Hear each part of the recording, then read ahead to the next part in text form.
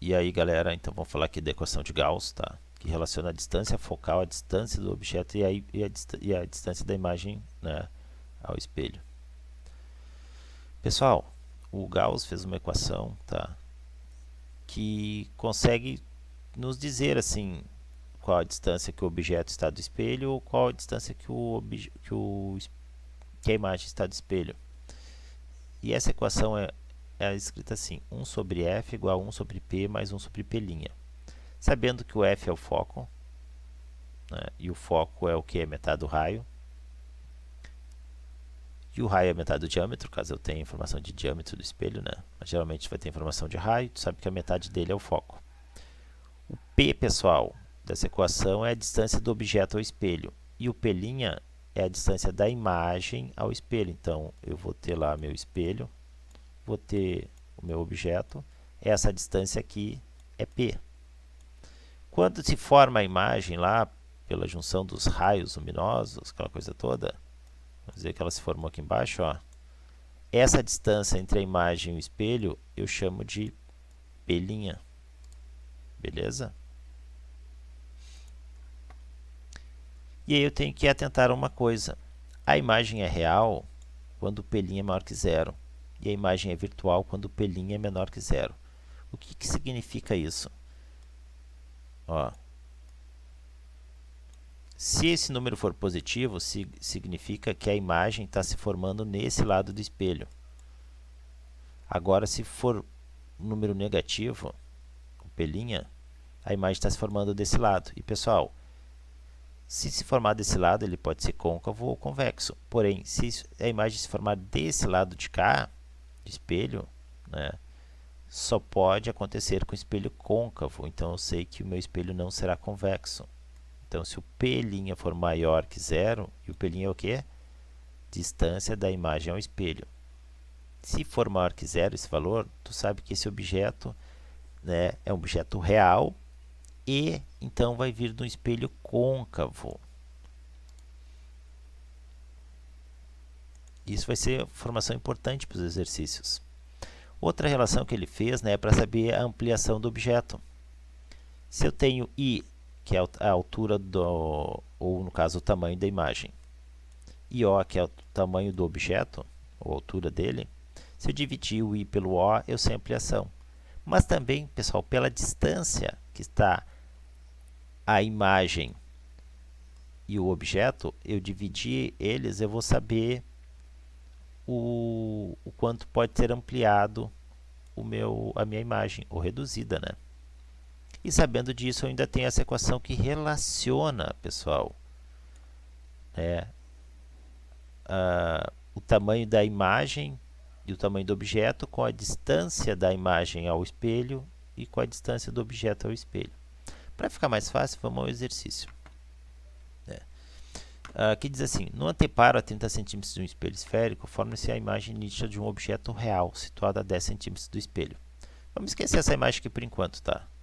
Vamos partir do zero, que não tem desenho nenhum, porque nesse exercício, a princípio, não tinha desenho, eu que pus ali. Mas, pessoal, eu sei que assim, ó, no anteparo a 30 cm do espelho, eu não sei para que lado está esse anteparo, mas eu sei de uma coisa, que no espelho côncavo eu posso refletir a imagem dependendo da posição que está o objeto, e essa imagem ela pode ser aqui, ó. Essa imagem pode ser ficou horrível, né, esse desenho. Essa imagem pode ser reproduzida em outro lugar por um anteparo no espelho côncavo. Lembram? Tinha um anteparo ali e eu conseguia ver a imagem que era reproduzida pelo espelho. Mas no espelho convexo isso não acontecia, pessoal. Eu não gerava uma imagem real. Então, se gerou uma imagem real, se foi conseguido reproduzir no anteparo, eu sei que esse espelho ele é côncavo. Então, ó, a parte que reflete luz é a parte interna, essa parte aqui. Beleza? Então, qual é a natureza do espelho? É um espelho côncavo. Por que eu sei disso? Só porque ele disse que foi, né, reproduzida no anteparo. Se não tivesse falado isso, ia ficar difícil, ia ter que dar outra informação. Mas no momento que diz que foi reproduzida no anteparo, eu já sei que ele é côncavo. E aí diz assim, a distância focal e o raio de curvatura do espelho. Aí, pessoal, vocês vão pegar a equação do Gauss, né? Vão pegar aquela equaçãozinha assim e vão fazer as substituições.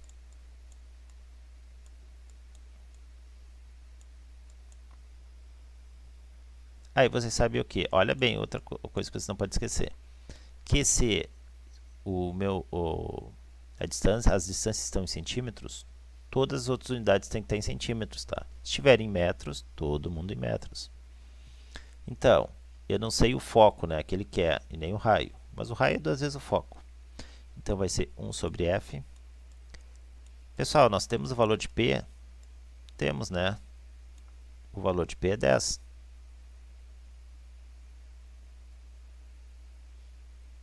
Vocês concordam? Por que que é 10? Porque é a distância do objeto ao espelho. E qual é a distância do anteparo onde vai ser formada a imagem? 30. E aí, pessoal, resolvendo essa equaçãozinha aqui, nós temos que o meu foco, tá, vai ser 2,5 centímetros. Como o raio, né, é 2 vezes o foco, porque o foco fica na metade do caminho entre o raio e o centro, é só multiplicar isso por 2 que eu vou chegar... Opa, desculpa, pessoal, houve um erro aqui, tá? Deixa eu apagar aqui, tem um erro. Não é 2,5. É 7,5. E o raio é 2 vezes o foco, então o meu raio vai ser 15 centímetros, pessoal. Fácil, né? Tá muito fácil para vocês esse exercício aqui. Então aqui estão as respostas. E era isso, pessoal. Até o próximo vídeo.